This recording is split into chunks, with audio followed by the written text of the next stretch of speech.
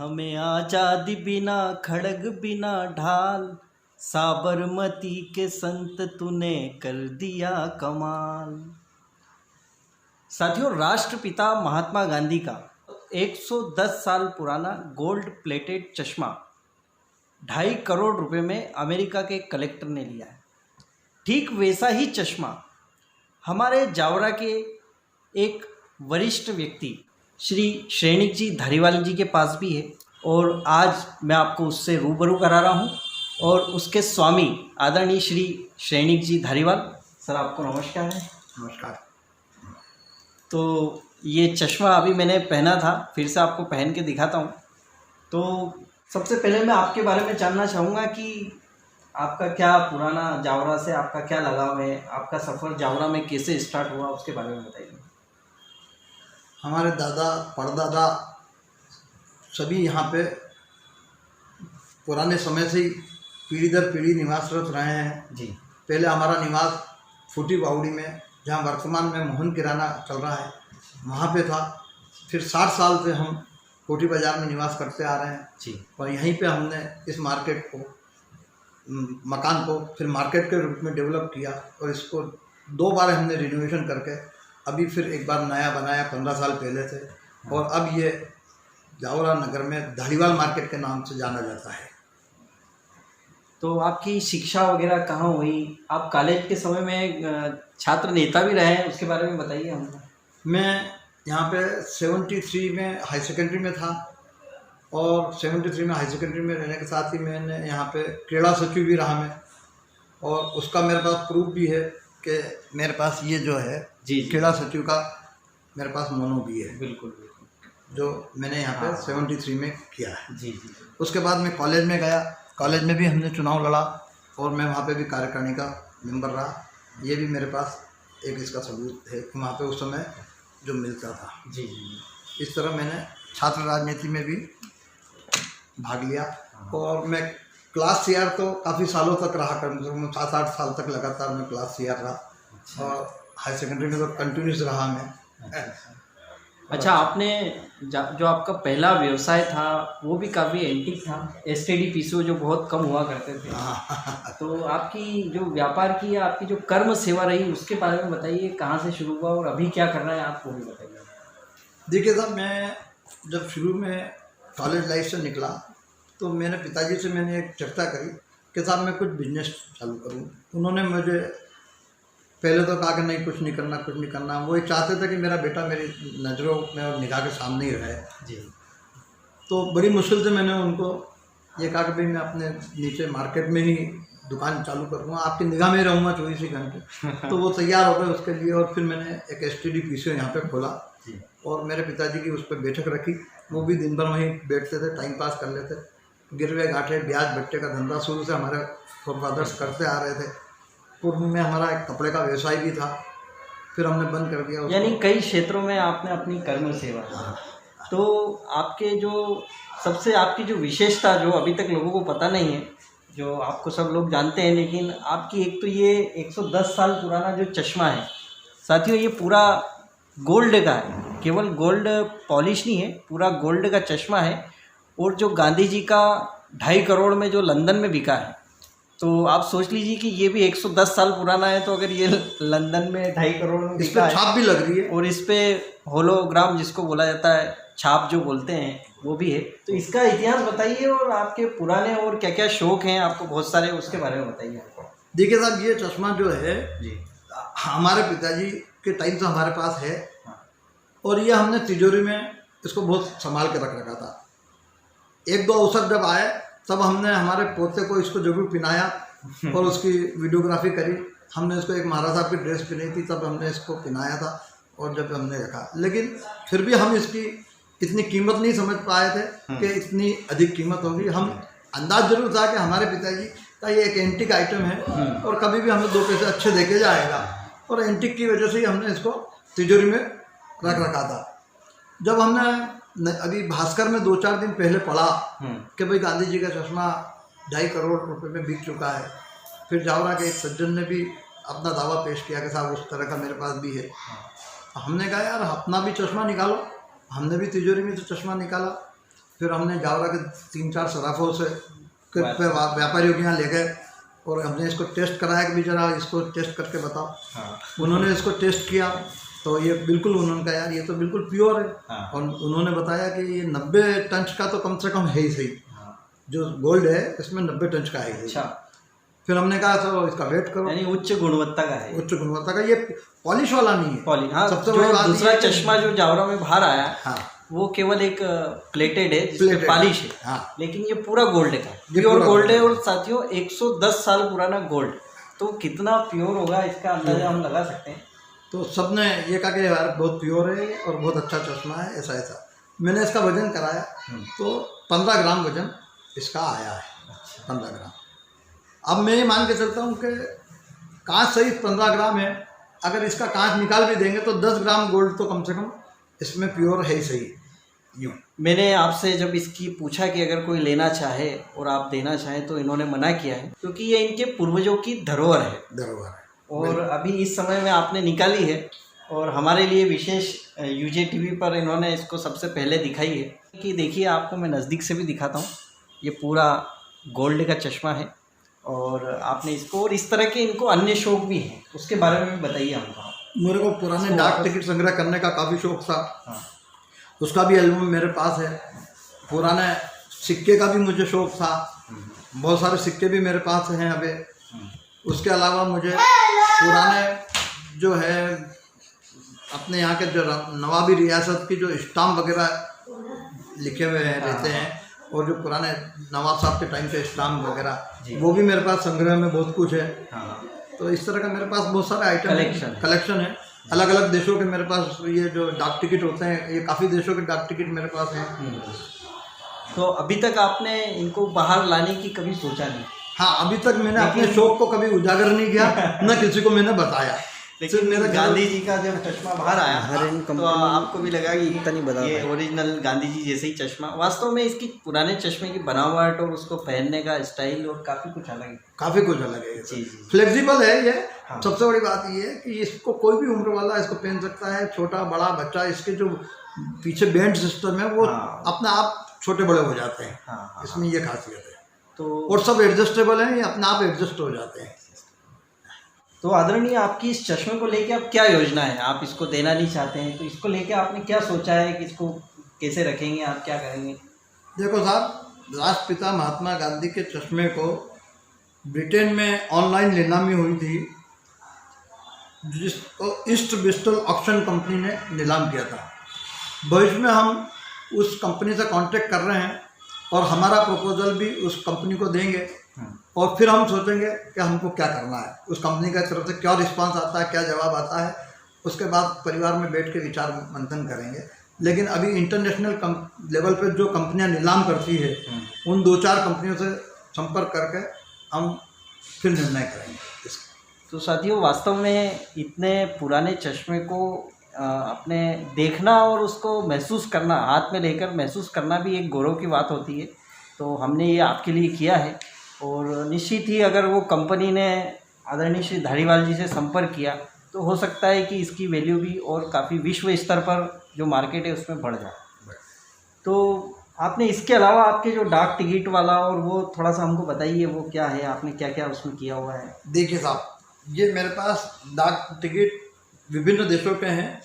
लगभग 250 देशों का मेरे पास ये एक कैटलॉग पड़ा हुआ है, एल्बम, जिसमें 250 देशों के मेरे पास डाक टिकट संग्रह का काफ़ी अच्छा कलेक्शन, काफ़ी अच्छा कलेक्शन मेरे पास है। और सब इतना व्यवस्थित जमा हुआ है, उसका इंडेक्स बना हुआ है, कौन सी कंट्री का किस पेज पर है। हाँ, काफ़ी अच्छा उसका, ये सब अलग कंट्री वाइज ही सब पूरा बना हुआ है। और ये जो है मेरे पिताजी ने मुझे ला कर दिया था। अच्छा। मेरा शौक था तो मैं उनको बोलता था कि भाई मेरे को इस तरह की कहीं से भी मिल जाए, कर जाए। तो उन्होंने मुझे ला के इसको दिया था। उसके बाद मैं संग्रह को बढ़ाता गया और आज मेरे पास कई देशों के टिकट संग्रह किए हुए हैं। और अभी मैंने कम से कम 50% टिकट ही इसमें लगा रखे हैं एल्बम में। 50% तो अभी मेरे पास खुले ही हुए रखे हुए हैं, जिनको मेरे को अभी सेट करना है। निश्चित ही आप इसको सेट कीजिए, बहुत अनमोल धरोहर है। और जावरा नवाबी रियासत के समय के भी आपके पास काफ़ी जो है संग्रह मेरे है। पास नवाब साहब के ज़माने के स्टाम्प जो आते थे, 1 आना 2 आना, 1 रुपया 2 रुपया इत्यादि, वो भी मेरे पास काफ़ी है। तो ये जैसे जावरा नवाब साहब का स्टाम्प है, इस पे नवाब साहब की फ़ोटो भी लगी हुई इस पे नवाब साहब की फोटो भी लगी हुई है। ये 8 आने का स्टाम्प है। है। इसके बाद मेरे पास ये देखिए, ये आप देख रहे हैं, ये 2 रुपये का स्टाम्प है जिसमें नवाब साहब का फोटो भी है, प्लस अरबी भाषा में लिखा हुआ भी है। ये इसमें अरबी भाषा में भी लिखा हुआ है। इसी तरह मेरे पास ये जो है 1 रुपये वाला स्टाम्प भी है, मतलब विभिन्न तरह के स्टाम्प भी हैं जो ये मेरे और पास कई स्टाम्प तो ऐसे जिनकी भाषा शायद ही कोई अब समझ पाए। हाँ, कोई है, ये 8 आने का है। 2 रुपये वाले, 1 रुपये वाले, इस तरह के कई स्टाम्प मेरे पास है। ये पुरानी छाप मोहर है जो उनके टाइम पे चलती थी, नवाब साहब के टाइम पे, सील ठप्पे, ठीक है। तो आज धारीवाल जी की कुछ विशेषताओं के बारे में हम परिचित हो रहे हैं और काफ़ी एंशिएंट इनके पास कलेक्शन है। सिक्कों का भी काफ़ी कलेक्शन है जो आपको इस वीडियो में दिख रहा है। काफ़ी पुराने सिक्के सिंगापुर का और कई देशों के आपके पास सिक्के भी कलेक्शन किए हुए हैं और काफ़ी अच्छी मात्रा में आपके पास पुराने सिक्के हैं। तो सर, आप इस सारे कलेक्शन को लेके आप, मुझे लगता है कि आप थोड़ा सा इसको जो है व्यवस्थित करने वाले हैं। हाँ, अब मेरा लक्ष्य के प्रति थोड़ा रुझान और बढ़ गया है। गांधी जी ने जो है आपके भीतर के भाव को जागृत कर दिया है। और गांधी जी का ये चश्मा जो 2.5 करोड़ रुपए में वहाँ पर नीलाम हुआ है, और उसी तरह का ये आपके पास एक अनमोल चश्मा जो आपके पूर्वजों की एक विरासत भी है, अभी तक तिजोरी में ये जो है इसका जो है वो आकलन ही नहीं हो पाया था जिसका। हाँ, अब इसका सही आकलन तो अब हो रहा है। सही आकलन, तो अच्छी बात है सर। और आप व्यापार व्यवसाय में भी आपने काफ़ी अच्छे कार्य किए हैं। कई तरह के जो है नए नए सृजनात्मक व्यापार आपने किए हैं। आगे भी आपकी कुछ योजनाएं हो तो उसके बारे में बताइए हमें। हाँ, पिछले तो मेरे कई धंधे कर रखे हैं मैंने, और मेरा कुछ शौक ये सारा कि मैं 5-7 साल में कुछ धंधे चेंज करता रहता हूँ या कुछ नया क्रिएशन करता रहता हूँ। मैंने STD PCO का धंधा किया, मैंने वीडियो गेम्स का धंधा किया, और वीडियो गेम्स का धंधा भी एक नहीं 5-5, 7-7 गाँव में एक साथ चलाया मैंने। गुजरात में भी किया, मध्य प्रदेश के कई गाँवों में किया, और उस समय मैंने काफ़ी भ्रमण किया और एक साथ 5-5, 7-7 दुकानें वीडियो गेम्स की चलाई। उसके बाद मैंने STD PCO चलाया। उसके बाद मैं पिछले 25 साल से अभी वर्तमान में हुंडी दलाली का व्यवसाय कर रहा हूँ। पिछले 6 साल पहले मैंने एक वेयर हाउस डाला, 7 साल पहले, जिसको 7 साल हो गए। इसके बीच में मैंने रतनदास मोटर्स के नाम से एक मारुति और सभी गाड़ियों का 4 व्हीलर्स का शोरूम डाला था, जिसका सर्विस सेंटर वगैरह बढ़िया अच्छा चला, भगवान की दुआ से। हाईवे पे डाला था जो 15 साल तक, उसको भी हमने अच्छे से रनिंग किया। उसके बाद वर्तमान में मेरा एक और बिजनेस है। मैंने एक ऑटोमेटिक लॉन्ड्री प्लांट डाला जो इस क्षेत्र में 150-200 किलोमीटर की रेंज में कहीं पे भी नहीं था। और उस ऑटोमेटिक लॉन्ड्री प्लांट में भी विशेषकर मैंने जो है सिर्फ टेंट हाउस और होटल से संबंधित लोगों को सुविधा मिले। काफ़ी परेशान थे ये टेंट हाउस वाले धुलाने करने के मामले में कि उनके कहीं धुलने की व्यवस्था नहीं थी। तो मैंने लॉन्ड्री में भी जाके उस सेक्टर को पकड़ा जिसको किसी ने अभी तक हाईलाइट नहीं किया था। यानी हमेशा कुछ नया सृजनात्मक करने की आपने प्रयास किया हमने। तो मैंने नया सेक्टर पकड़ा कि टेंट हाउस वाले को क्या फैसिलिटी। तो भगवान की दुआ से जब मैंने खोला तो मेरे पास 150 किलोमीटर की रेंज के टेंट हाउस वालों का सामान मेरे पास अच्छा ट्रक भर के, ट्रैक्टर भर के आना चालू हुआ, और मैंने बहुत अच्छे से इस काम को किया। और अब हमारी इस धंधे में लगभग अच्छी मास्टरी भी हो गई है। नहीं तो जावरा और आसपास के क्षेत्र को भी आप कोई सौगात दीजिए ऐसा, जब आपने इतने अनुभव आपके पास हैं। देखो साहब, मेरे पिताजी के टाइम से एक बहुत अच्छी बात रही कि मेरे पिताजी ने मेरे को कभी भी किसी भी काम करने के लिए हिम्मत की जो ज़रूरत पड़ती है वो हिम्मत वो मुझे बहुत अच्छी दे गए। आज भी मैं किसी के धंधे को करने में हिचकिचाहट नहीं करता हूँ और कभी घबराहट महसूस नहीं करता हूँ, चाहे कितना भी बड़ा हो या छोटा हो। और ईश्वर सब गाड़ी पार करता है। इसलिए कोई भी धंधा करना होती है तो मैं ये सोचता हूँ कि यार सफलता और असफलता तो बात की चीज़ है, लेकिन करने में पीछे नहीं हटता हूँ। और इसी लक्ष्य को ध्यान में रखते हुए अभी मैं और मेरे बेटा और हम परिवार के मैं आपको बताना चाहूँगा कि आपके 2 बेटे हैं, प्रियंक जी और प्रियेश जी। और दोनों ही जो है आपके साथ पूरे ही जो है लगे रहते हैं, पूरी ऊर्जा के साथ में, ऊर्जा के साथ लगे रहते हैं। और उन दोनों की राय से और मुझे क्या साहब एक शौक काफ़ी रहा है कि मैं भ्रमण बहुत करना चाहता हूँ। अच्छा। लगभग इंडिया में बहुत सारी जगह में घूम चुका हूँ, यूरोप टूर भी मेरा हो चुका है और उसको दुबई वगैरह ये सब हो चुका है और मैं कम से कम 17-18 कंट्रीज घूम के आ चुका हूँ। तो आपके अनुभव का लाभ मिलेगा मतलब तो मैं चाहता हूँ कि कोई ऐसा बिजनेस खोलूँ जावरा में। उन सब चीज़ को घूमने के पीछे मेरा लक्ष्य ये था कि मैं कुछ नई चीज़ जावरा को सौगात दूँ और नई चीज़ सौगात देने के चक्कर में ही मैंने और अपने परिवार के दोनों बेटों के साथ राय मशवरा करके और इनके साथ भी हम कुछ घूम के और हमने एक नया बिजनेस अभी हम स्टार्ट करने वाले हैं जो मैं जहाँ तक सोचता हूँ कि ईश्वर की कृपा से शायद 150 किलोमीटर चारों तरफ रेंज में, चारों दिशाओं में 150 किलोमीटर तक ऐसा कोई धंधा नहीं है जिसको हम चालू करने वाले हैं। हम कुछ भी चाहते हैं तो ऐसा चाहते हैं कि हम कुछ यूनिक करें और उससे 5-50 लोगों को रोजगार मिले और अपना नयापन भी बना रहे, प्लस बिजनेस कैश का बिजनेस होना चाहिए, गवर्नमेंट का कोई फंडा नहीं होना चाहिए। यानी जो है क्षेत्र के लोगों को रोजगार भी मिलेगा। हाँ। और एक नई सौगात भी मिलेगी। नई सौगात भी आपकी मिलेगी, उसका प्रयास चल रहा है मेरा। जी। और मैं उसमें अभी तक मेरा जो होमवर्क करना चाहिए जिसे बोलते हैं वो होमवर्क में 50% लगभग कर चुका हूँ। लगभग कितना समय और मान के हम इंतजार करें?